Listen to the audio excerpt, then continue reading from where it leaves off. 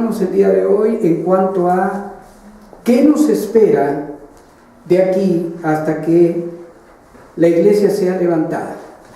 Estuvimos viendo todo lo que está pasando a nivel de clima, a nivel político, a nivel social. Estuvimos viendo todo lo que... Volver un poquitito para atrás,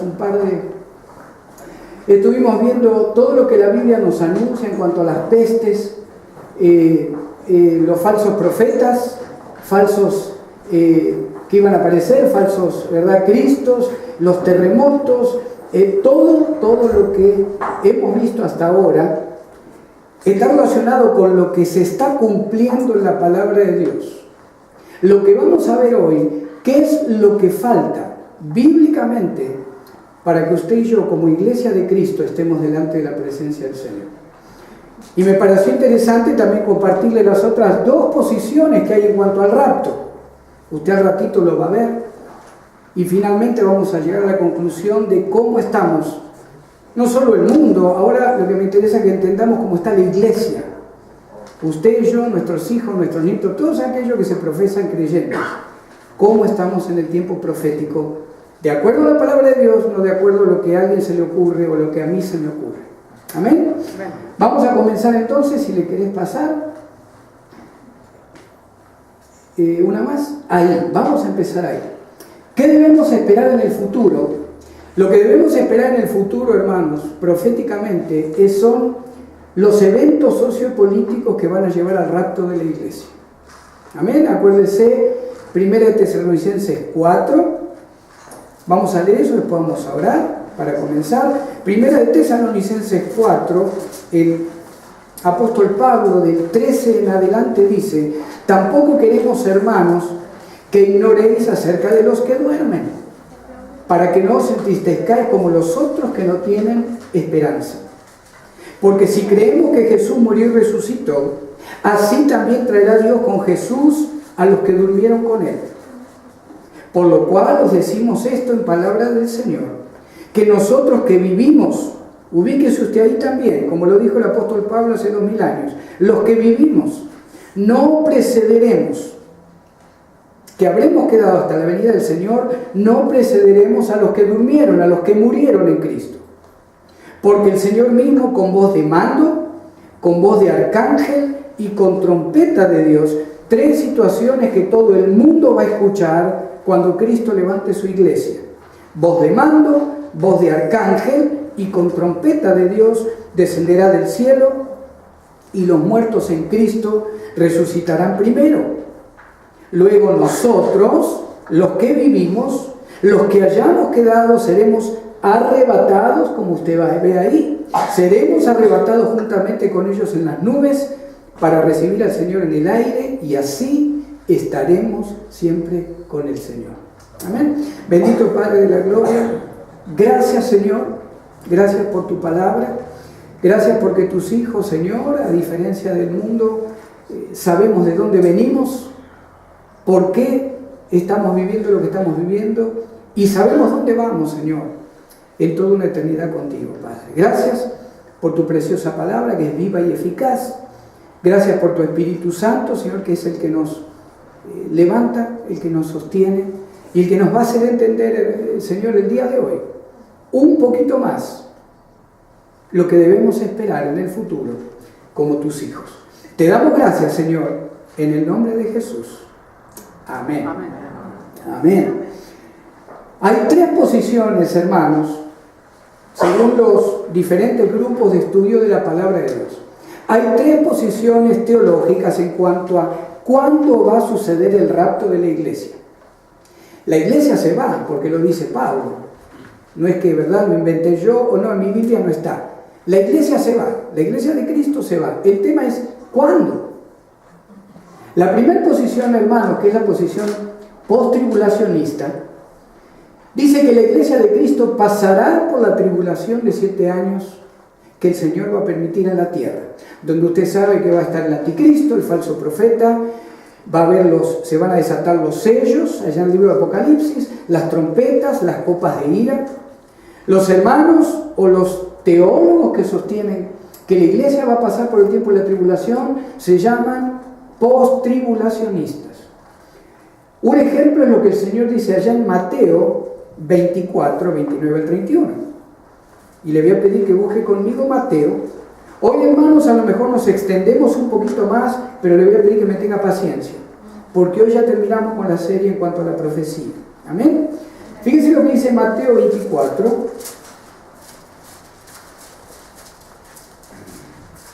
del 29 al 31. Los que sostienen la posición post-tribulacionista dicen, esto es lo que va a pasar. Dice, inmediatamente después de la tribulación de aquellos días, el sol se oscurecerá, la luna no dará su resplandor, las estrellas caerán del cielo y las potencias de los cielos serán conmovidas. Entonces aparecerá la señal del Hijo del Hombre en el cielo y entonces lamentarán todas las tribus de la tierra. Y verán al Hijo del Hombre viniendo sobre las nubes del cielo con poder y gran gloria. Y enviará a sus ángeles con gran voz de trompeta y juntará a sus escogidos de los cuatro vientos desde un extremo del cielo hasta el otro. Y si uno lee solamente esos versículos, y hay otros versículos que los hermanos post-tribulacionistas sostienen para apoyar su posición, si leemos eso solo, pudiéramos decir, tienen razón, la iglesia va a pasar por la tribulación. Pero son muchos más los versículos que nos dicen que usted y yo, como hijo de Dios, como hija de Dios, la ira de Dios nos va a estar sobre mí en el tiempo que toda la tierra pase por esta situación. Por ejemplo, Romanos 8.1 dice, ahora pues ninguna condenación hay para los que están en Cristo Jesús. Condenación también hablaría de juicio, hablaría de la ira de Dios. Pero Pablo dice, ninguna condenación hay para los que están en Cristo. Apocalipsis capítulo 4 al capítulo 19 no se nombra a la iglesia. Capítulo 4 es cuando la palabra dice que el Señor le dice a Juan, o el ángel le dice a Juan, sube acá y yo te mostraré las cosas que van a suceder pronto. Algunos dicen el capítulo 3 al final de Apocalipsis, o el capítulo 4, vamos al capítulo 4 de Apocalipsis, para que sepamos exactamente, del versículo 1 al versículo 11, la palabra habla de que Juan es levantado, él ve el culto celestial, ve los ancianos, ve los seres espirituales alrededor del trono de Dios, ve 24 ancianos. ¿Dónde está la iglesia después de eso? Hasta el capítulo 19, que habla de las bodas del Cordero. Pudiéramos decir que la posición post-tribulacionista se apoya en algunos versículos, pero bíblicamente nosotros, yo no creemos en la posición post-tribulacionista, donde la iglesia va a pasar por toda la tribulación. Le quiero aclarar que todas estas tres posiciones, ninguno el Señor nos ha despertado en la noche y nos ha dicho, tenés razón, ¿verdad? No crea que, entonces tengo que ser pretribulacionista, como seguramente usted le han enseñado por años. Pero es importante que entendamos, hermanos, que aunque algún hermano o hermana crea diferente en cuanto al rapto, eso nos tiene que dividir, no nos tiene que separar. Claro que a todos nos gustaría que no pasemos por la tribulación. De alguna manera, lo más cómodo y lo más lindo también. Ojalá que no pasemos por la tribulación. Vamos a la posición medio tribulacionista, donde este grupo dice que la iglesia es raptada después de los 3 primeros años y medio de tribulación sobre la tierra. Si usted lee allá el capítulo 9 de Daniel, versículo 27 en adelante, dice la palabra que después de los 3 años y medio, el anticristo, que ha firmado un tratado con Israel por 7 años, después de los primeros 3 años y medio, él mismo se declara Dios y se sienta en el templo de Dios como si fuera Dios. Este grupo teológico dice, bueno, días antes de que este varón, el anticristo, se manifieste como el Dios con D chica, ¿verdad? A todo el mundo, la iglesia va a ser levantada para que no pase por los últimos 3 años y medio, que son los más tremendos que la creación de Dios va a vivir desde que Adán y Eva y la misma tierra fueron creados. La iglesia será raptada en el medio de los 7 años de tribulación. Contradice la Escritura como en el punto 1. Romanos 8:1 de nuevo, ahora ninguna condenación. Si no hay ninguna condenación para el creyente, ¿por qué vamos a pasar los 3 años y medio donde también va a haber gran tribulación en la tierra?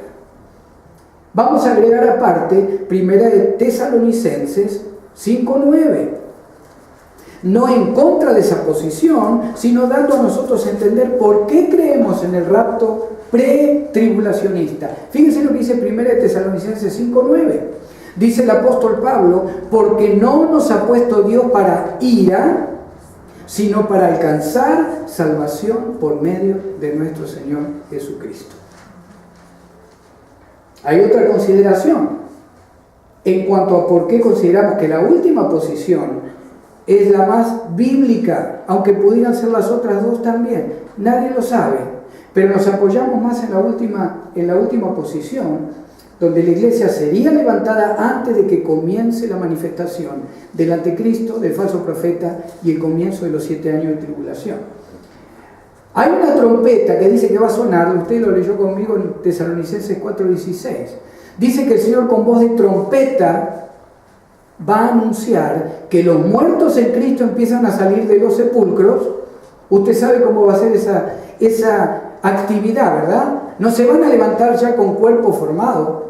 Se abren los sepulcros, empiezan a formarse en el aire los huesos, los tendones, los músculos de cada uno de aquellos que han muerto con Cristo como Salvador desde el día de Pentecostés, allá en el libro de Hechos. Y dice Pablo, después que eso suceda, los que quedamos vamos a ser levantados como en la foto anterior, y a medida que vamos llegando a encontrarnos con el Señor, su cuerpo y mi cuerpo se transforman en un cuerpo perfecto. No más dolor, no más muerte, no más llanto, no más maldad, no más ambición, no más pensar a ver, ¿verdad?, cómo puedo llevar más agua para mi molino, a ver cómo puedo separar más vaquitas para mi campo. En el aire se transforma nuestro cuerpo, el alma, el espíritu va a estar delante del Señor. Pero los muertos en Cristo se van primero, los que están en la tierra, los que murieron en el mar. En cualquier lugar que usted haya un cuerpo de algún cristiano que murió en Cristo, va a ser levantado y después seguimos nosotros. Esa es la trompeta, como dice primera de Tesalonicenses. Hay una trompeta que suena en Apocalipsis 11:15, pero es para darle todavía más al mundo y a la creación. Son dos trompetas completamente diferentes. El segundo grupo dice, ¿es la misma trompeta? No es la misma trompeta que va a sonar celestial. La trompeta que va a sonar cuando usted y yo seamos levantados es para bendición, para gozo, para salvación. La trompeta de Apocalipsis 11:15, usted léalo en la casa, es para juicio sobre la tierra. ¿Amén? Vamos a la posición pretribulacionista, donde dice la palabra, o creemos nosotros en esa posición, donde la iglesia de Cristo será raptada antes del comienzo de la tribulación. Aplican todos los versículos que vimos anteriormente, porque discutimos los otros dos, Romanos 8, Apocalipsis 4:19, por qué no se nombra la iglesia.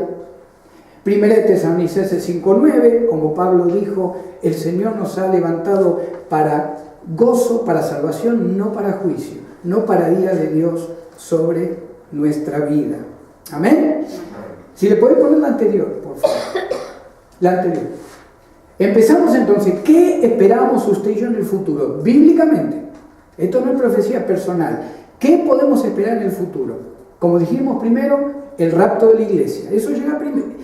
No hace falta que se cumpla nada profético bíblicamente para que la iglesia sea raptada.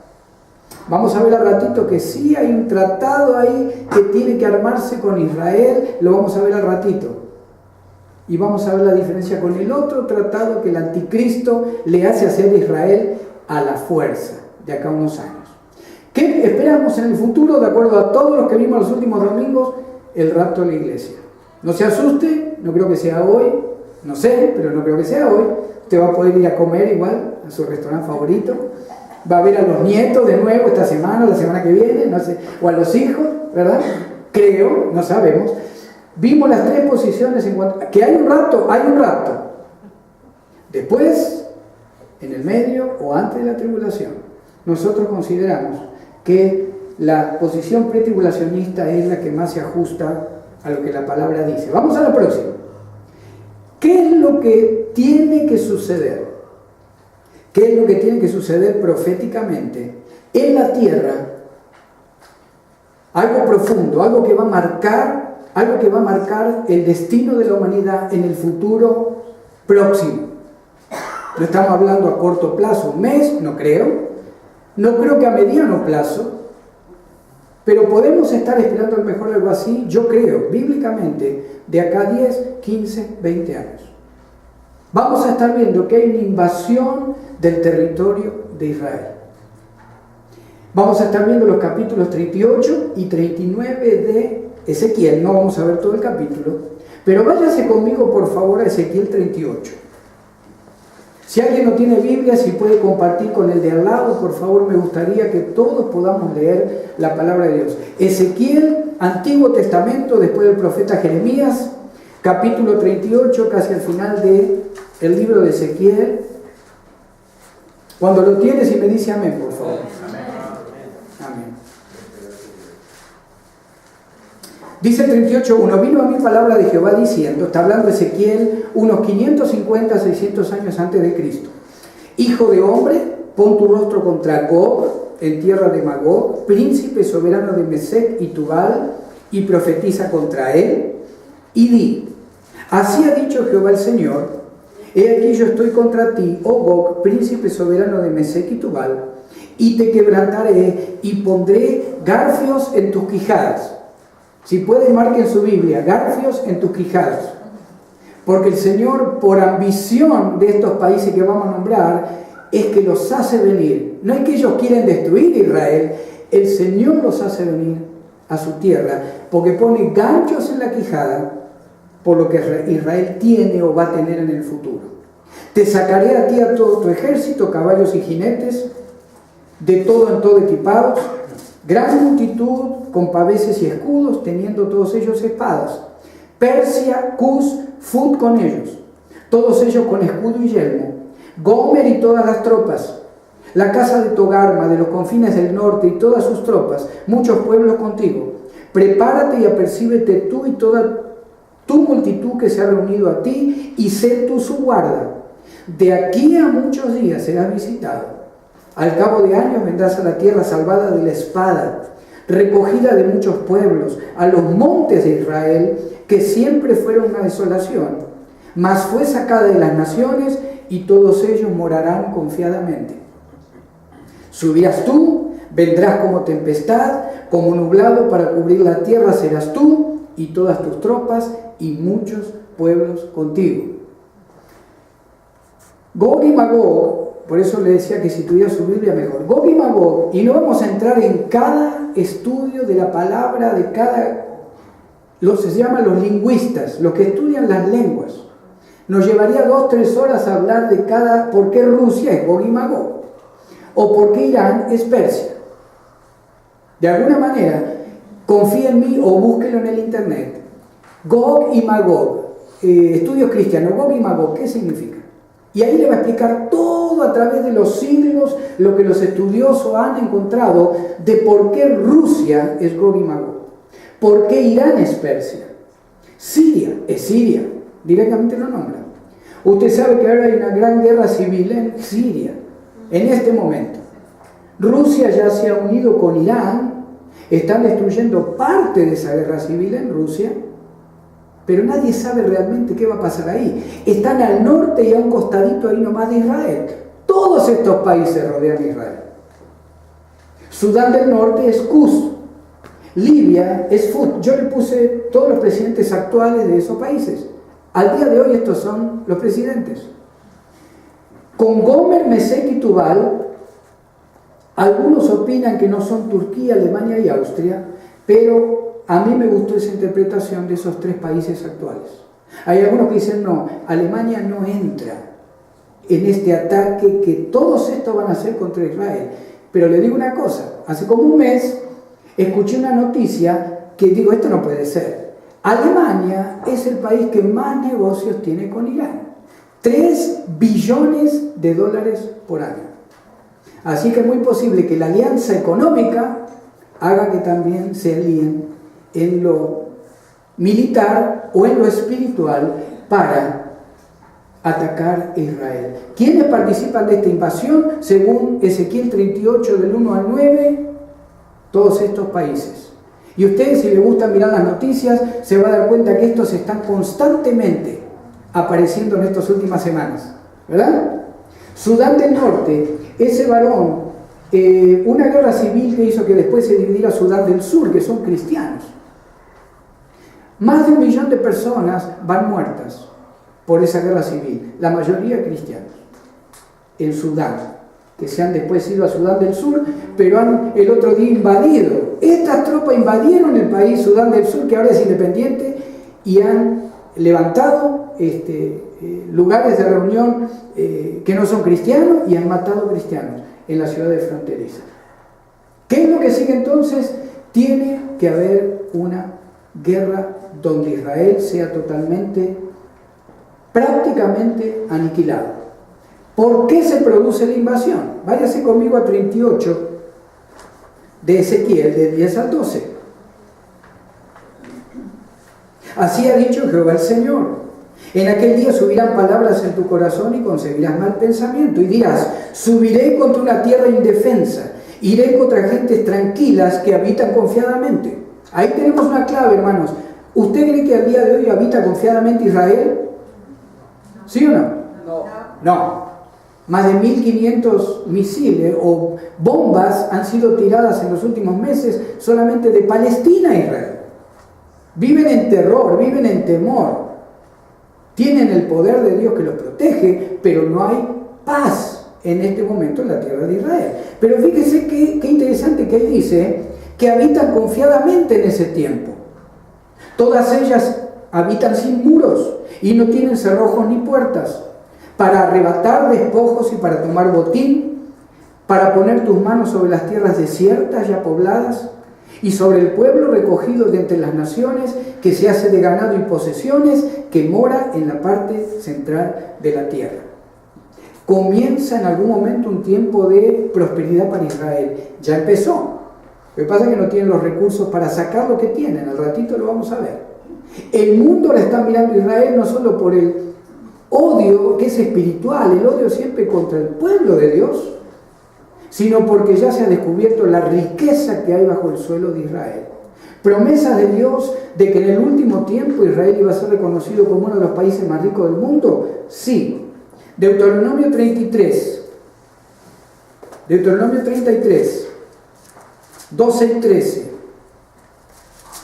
Declara Moisés las bendiciones proféticas para el pueblo, para las tribus de Israel, y dice: a Benjamín dijo: el amado de Jehová habitará confiado cerca de él, lo cubrirá siempre, entre sus hombros morará. Y a José dijo, la tribu de José: bendita de Jehová sea tu tierra, con lo mejor de los cielos, con el rocío y con el abismo que está debajo.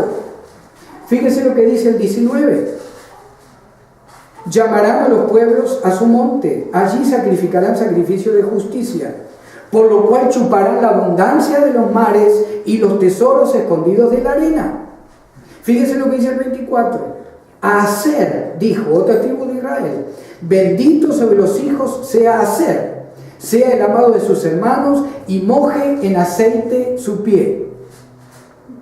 Hace 3.200 años atrás aproximadamente, esta declaración, 3.400 años atrás, esta declaración es dada por Moisés cuando bendice a las tribus de Israel y declara lo que hoy está sucediendo, de por qué los países que vimos antes en algún momento van a querer destruir la tierra prometida del pueblo prometido de Dios. El yacimiento de petróleo que se ha encontrado, que le han puesto el nombre de Leviatán, contiene 4 billones de barriles de petróleo. ¿Sabe dónde está ese yacimiento? En la frontera con Siria. con todo este lío que está pasando ahí en el norte de Siria, ahí está. ¿Usted cree que le van a decir a Israel que puede disponer de ese petróleo? No creo. La reserva de gas natural entre lo que hay en la tierra y en el mar, parte del mar Mediterráneo, la reserva de gas natural encontrada en Israel sobrepasan los 3 trillones de pies cúbicos. No, yo ni sé cuántos ceros son. Usted si lo sabe, gloria a Dios, si es bueno en matemática. Si pudiera extraerse todo eso, hoy, en 6 meses, 1 año, Israel no necesita nada más del mundo. Ni petróleo, ni gas natural, se autoabastece con la comida, con las bebidas que ellos producen también. Ese es el garfio que el Señor permite que Gog, Magog, Persia, Sudán del Norte, Turquía, eso es lo que se produce para que todos digan de repente, entre que nadie los quiere, vamos a tomar parte de las riquezas, porque eso le pertenece, no a ellos que se llaman el pueblo de Dios, nosotros somos el pueblo de Dios. Ahí va a estar involucrados ateos, musulmanes, no sé si algún país que esté a lo mejor orientado en la religión católica, no creo, pero todos los personajes que siguen o que están en la guerra de Gog y Magog, usted los vio por foto ahora.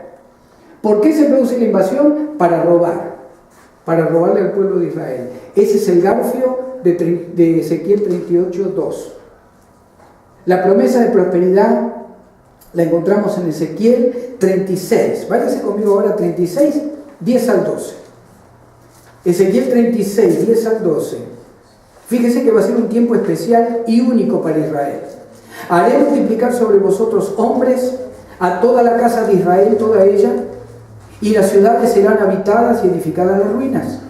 Multiplicaré sobre vosotros hombres y ganado, y serán multiplicados y crecerán. Y os haré morar como solías antiguamente, y os haré mayor bien que en vuestros principios, y sabréis que yo soy Jehová. ¿Sabe de qué principio se está refiriendo la palabra? Dice el Señor que los va a prosperar más. Está hablando del reinado de Salomón. La palabra se está refiriendo. Acuérdense que Salomón fue el hombre más poderoso en la tierra, el hombre más sabio. Usted puede leer ahí en el Antiguo Testamento lo que él tenía, lo que Dios le dio, a pesar de que Salomón al final de su vida pecó. Pero la palabra le está diciendo al pueblo de Israel a través de Ezequiel: prepárense, porque viene un día que van a ser la mirada del mundo, porque van a tener tanto más como tuvo mi pueblo durante el tiempo del reinado de Salomón. Ese es el principio a que se refiere ahí la palabra profética. Fíjense el versículo ahí en Israel 38. La tercera pregunta es: ¿cómo va a responder el mundo? ¿Cómo va a responder el mundo con todo esto? Y usted dirá: bueno, qué bueno que este ataque a Israel va a ser de acá a 100 años. No se crea. Ojalá, hermano, me esté equivocando. Y usted y yo podamos ver crecer a los hijos, los nietos, los bisnietos. Que usted vea crecer a sus tataranietos. Dios quiera. Pero está difícil. Está difícil. ¿Cuál será la respuesta del mundo? Fíjese lo que dice Ezequiel 38:13. Fíjese lo que le pregunta al mundo a los invasores. Sabai de Dan y los mercaderes de Tarsis y todos sus príncipes te dirán, a Gog y Magog, a Rusia: ¿has venido a arrebatar despojos? ¿Has reunido tu multitud para tomar botín? ¿Para quitar plata y oro? ¿Para tomar ganados y posesiones? ¿Para tomar grandes despojos? Lo único que la comunidad internacional va a decir cuando Israel sea atacado va a ser: ¿qué están? ¿Van a querer robarle a este pueblo ahora que tienen mucho? Es lo único que van a hacer. Dedán habla de los países de Arabia Saudita, los países árabes. Tarsis es España. ¿Se acuerda qué profeta corrió a Tarsis? Jonás. Tarsis es el sur de España, parte de España. Las Naciones Unidas protestarán, pero no harán nada. Muchachos, ya invadieron, están muriendo un montón de gente solamente para robarle el petróleo y el gas. ¿Qué van a hacer? Pero ellos no van a hacer nada. Van a preguntar. Fíjese que está todo en pregunta ahí. ¿Han venido a robar? Sí, hemos venido a robar, pero la comunidad internacional no va a hacer nada. Israel estará sola en su defensa. Le hago esta pregunta. Dígame un país que usted sabe hoy que apoya 100% a Israel si algo pasa con Israel. Por ahora. Estados Unidos por ahora. Gracias a Dios que no se cortó toda la ayuda de Israel. Gracias a Dios. Porque cuando se corte la ayuda económica y militar a Israel, estamos en ese tiempo.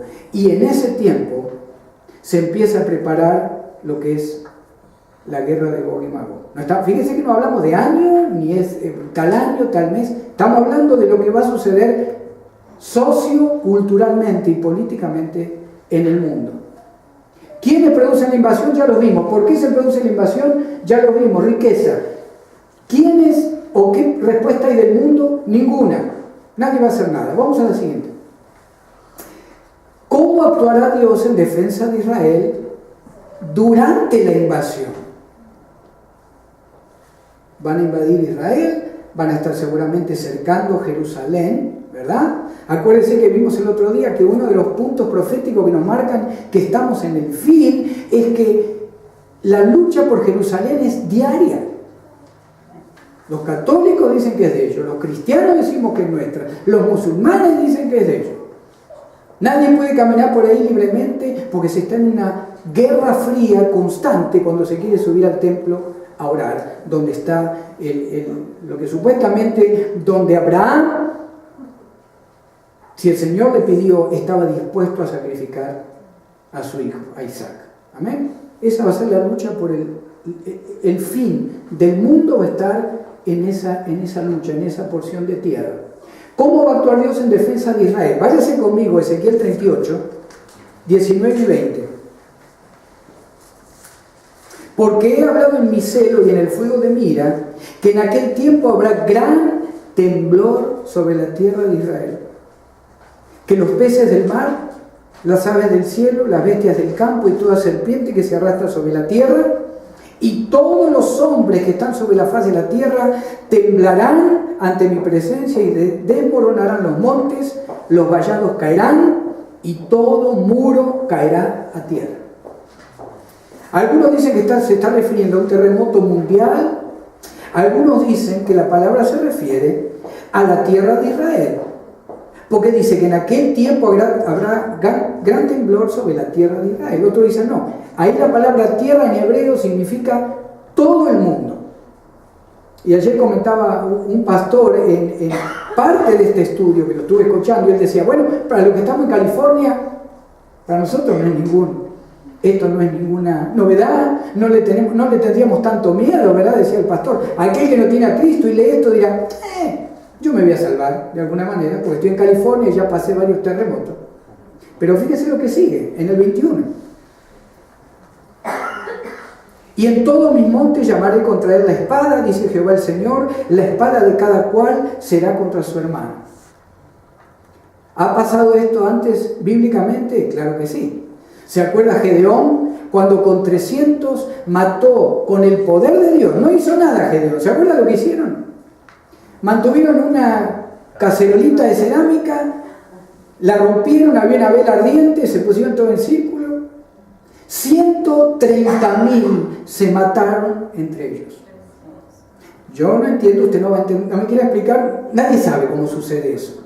Pero aparentemente están por destruir Israel, están los ejércitos queriendo destruir Jerusalén, Galilea, todo lo que usted conoce que es la parte chiquitita de Israel, es chiquito ese país.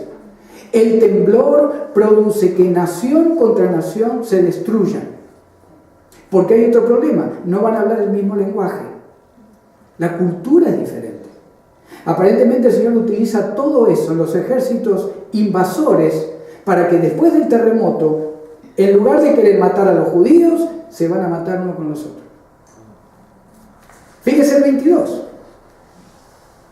Y yo litigaré contra él con pestilencia, Gog y Magog y todos los otros países, y con sangre.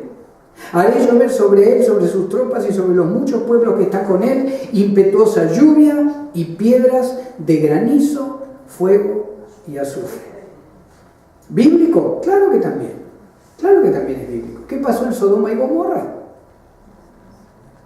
Varias veces en la Escritura del Antiguo Testamento, hermanos, vemos la palabra fuego, la palabra granizo. Elías hacía descender fuego del cielo. Amén. ¿Cómo actuará Dios en defensa de Israel?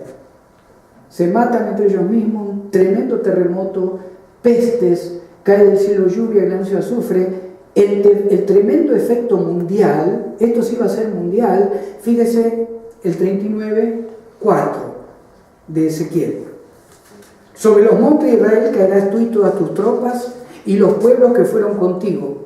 A aves de rapiña de toda especie y las fieras del campo te he dado por comida. Fíjese el verso 9.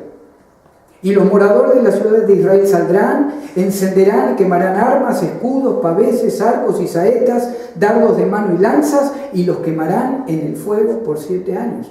Acuérdense que lo que vio Ezequiel era una guerra en esa época.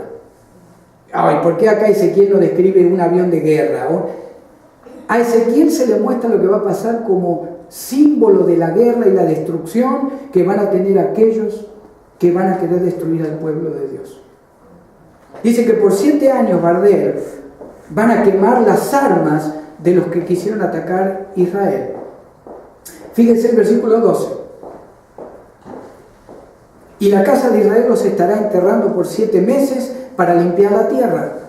Fíjese el 14. Tomarán hombres a jornal que vayan por el país con los que viajen, para enterrar a los que queden sobre la faz de la tierra, a fin de limpiarla. Al cabo de 7 meses harán el reconocimiento. El 15 es tremendamente importante, hermanos. Pasarán los que irán por el país, y el que vea los huesos de algún hombre pondrá junto a ellos una señal, hasta que los entierren los sepultureros en el valle de Hamón Gog. ¿Por qué les van a poner una señal cuando hay otro muerto que han descubierto? Porque va a haber radiación en ese cuerpo. El Señor permite de alguna manera una guerra atómica también. ¿Se acuerdan que hablamos domingos anteriores? Lo atómico, lo que el hombre cree que descubrió para dominar lo que quiera, lo mismo el Señor lo va a utilizar como parte de su juicio sobre todas estas naciones que atacan a su pueblo preferido, a su único pueblo, aparte de la iglesia. ¿Se acuerdan que hablamos que Israel es la viña preferida de Dios? Israel es la vid, ¿verdad?, preferida de Dios. Es la higuera preferida de Dios. Y el Señor dijo, cuando vean que está brotando la higuera, cuando empiecen a ver, está diciendo el Señor, que mi pueblo está en su tierra, desde 1948 pasó eso. Cuando empiecen a brotar y vean que se enriquece y que se empieza a descubrir todo lo que yo permito que haya bajo sus pies, le dice el Señor, acuérdense que el verano está cerca, el final está cerca, dice el Señor. Amén. Vamos a la próxima. ¿En qué momento profético estamos entonces? Rusia todavía no juntó a nadie para invadir Israel. Es más, Rusia ahora pareciera que hay casi una declaración de guerra con Turquía. Usted sabe que le tiraron un avión a Putin, ¿verdad? ¿Se imagina? Le avisaron a los pilotos, salgan del espacio aéreo en Turquía. No hicieron caso. Ahí cayeron. Lamentablemente se salvaron los pilotos, pero uno de ellos cayeron en un lugar de rebeldes turcos y lo mataron al piloto. Hay una gran presión internacional ahora entre Turquía y Rusia. Entonces, ¿cómo vamos a enganchar Gog y Magog con Siria, con Turquía, con Alemania? Todavía no está. Pero no significa que en un mes o en un año o en 5 años pueda estar esa alianza. Usted sabe que la política se acomoda tipo camaleón, donde da el sol, ahí me acomodo. Y ahí me gusta, ¿verdad? La lucha por el control de Jerusalén constantemente aumenta. La semana pasada otra vez mataron a 3 o 4 judíos en tierra de Israel. Los acuchillaron. El punto B, hermanos, para mí es lo más importante que tenemos que ver para decir en algún momento, Señor, ya la higuera, los higos ya están creciendo bastante. Se establecería un tratado de paz entre Israel y Palestina. Porque fíjense que dice la palabra que para que Gog y Magog ataque, dice que son gente tranquila, no tienen ya paredes. Acuérdense que hay una pared, una defensa muy grande entre Palestina y Israel. Yo personalmente considero que nada puede suceder hasta que Israel diga de repente: firmemos el tratado de paz, que ya no nos peleemos con los palestinos, y empiezan a habitar confiadamente. Es posible que se les permita fundar el nuevo templo que se va a fundar. Ezequiel 40 en adelante habla de cómo va a ser el templo nuevo en este tiempo. No es el templo ni el de Salomón, ni cuando estaban los profetas, ni el que fue destruido 2 o 3 veces, incluido en el 70 después de Cristo. Es otro templo con medidas totalmente diferentes.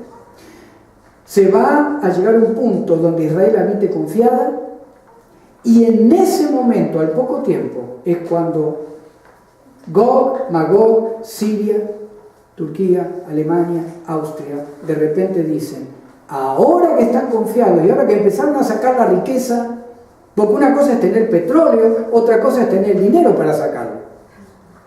En Argentina hay algunos yacimientos de petróleo que son enormes, pero no hay plata para sacarlo. Y la compañía que quiere invertir para sacar el petróleo pide el 50% antes de hacer el primer agujero en la tierra. Así no vale, pero así es la política y así es la economía mundial.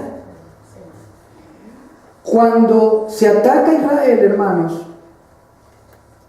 de alguna manera, antes del ataque ruso, se produce, yo creo bíblicamente, se produce el rapto de la iglesia. Porque si estuviéramos todavía en la tierra, ese temblor nos puede llegar a afectar.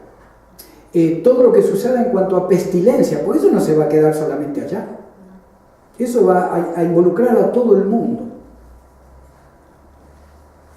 El tratado de Palestina-Israel, entre ese momento y la declaración de guerra contra Israel de los países que vimos, hermanos, prepárese. Yo me estaría preparando por lo menos, porque yo creo que es donde se produce el rapto. Aparece la guerra de Gog y Magog, Dios destruye los invasores.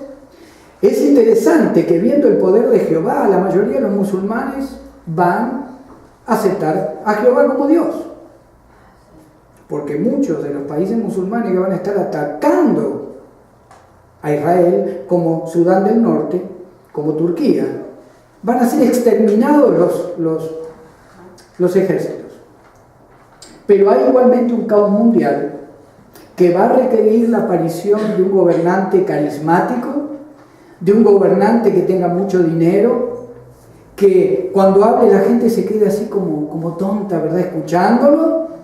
Usted ya ahora hay varios personajes que usted los escucha y pareciera, ¿verdad? Que uno dice, pero no ve la gente lo que le están diciendo, igual lo aplauden. Eso va a ser llevado a la máxima potencia. Aparece el orden para todos, se firma el tratado de 7 años con Israel, pero ese es un tratado diferente al primero que yo les dije. ¿Sabe por qué? Porque cuando Daniel habla de que hará paz por 7 años, habla de un tratado hecho a la fuerza.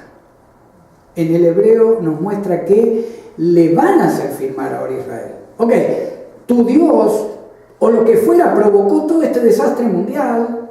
Nosotros, puede ser la Comunidad Europea, puede ser, olvídese de este país, ya este país con los cristianos, con el Señor, queda como un país del tercer mundo prácticamente.